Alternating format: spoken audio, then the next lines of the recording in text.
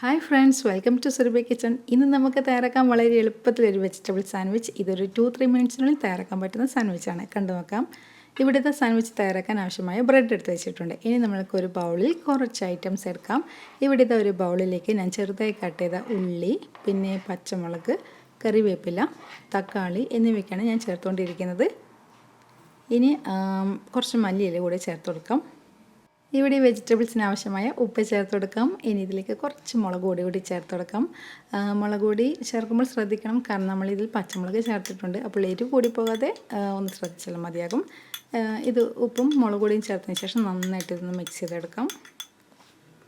ഇനി നമുക്ക് ബ്രെഡ് ഇങ്ങോട്ട് എടുക്കാം. ഇവിടെ 4 സ്ലൈസ് ബ്രെഡാണ് സാൻഡ്വിച്ച് ആക്കാൻ എടുത്തിരിക്കുന്നത്. ഇവിടെ 2 സ്ലൈസിൽ മയോണൈസ് ചേർത്ത് കൊടുക്കാം. പിന്നെ മറ്റേ 2 സ്ലൈസിൽ ടൊമാറ്റോ കെച്ചപ്പ് ചേർത്ത് കൊടുക്കാം. അതത് സ്ലൈസിൽ ചേർത്തിരിക്കുന്ന മയോണൈസും ടൊമാറ്റോ കെച്ചപ്പും നന്നായിട്ടൊന്ന് സ്പ്രെഡ് ചെയ്യാം.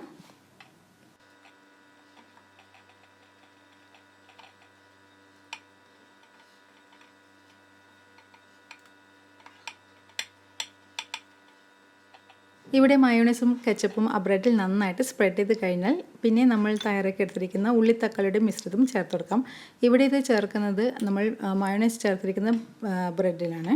ആ 2 സ്ലൈസ് ബ്രെഡിലും ആവശ്യത്തിന് ഉള്ളിത്തക്കാളിയുടെ മിശ്രിതം ചേർത്ത് കൊടുക്കാം.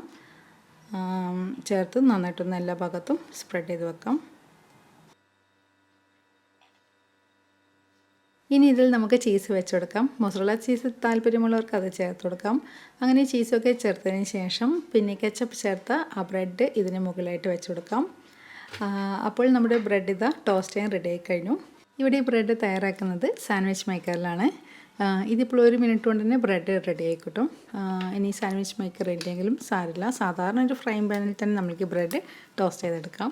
ഇത് റെഡി ആയിട്ടുണ്ട്, തുറക്കുവാണ്. നമ്മുടെ സാൻഡ്വിച്ച് റെഡി ആയി കഴിഞ്ഞു. ഇതുപോലെ നമുക്ക് വളരെ എളുപ്പത്തിൽ തയ്യാറാക്കിയെടുക്കാം.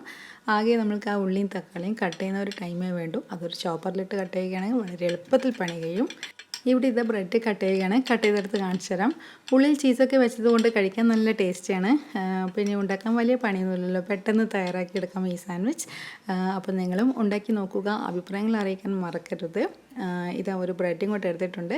ഇതൊന്ന് കൈകൊണ്ട് പൊട്ടിച്ച് കാണിച്ചു തരാം ഉള്ളെങ്ങനെ ഇരിക്കുന്നതെന്ന്. അപ്പോൾ നിങ്ങൾ ഈ ചാനൽ ആദ്യമായിട്ടാണ് കാണുന്നതെങ്കിൽ ഒന്ന് സബ്സ്ക്രൈബ് ചെയ്ത് വെച്ചോളൂ. അതിൻ്റെ കൂടെയുള്ള ബെൽ ബട്ടൺ കൂടി ഒന്ന് പ്രസ് ചെയ്യുമ്പോൾ ഞാനിടുന്ന പുതിയ വീഡിയോസിൻ്റെ ഒക്കെ നോട്ടിഫിക്കേഷൻ നിങ്ങൾക്ക് ലഭിക്കുന്നതായിരിക്കും. അപ്പോൾ ഇനി നമുക്ക് പുതിയ റെസിപ്പി ആയിട്ട് കാണാം. Thank you.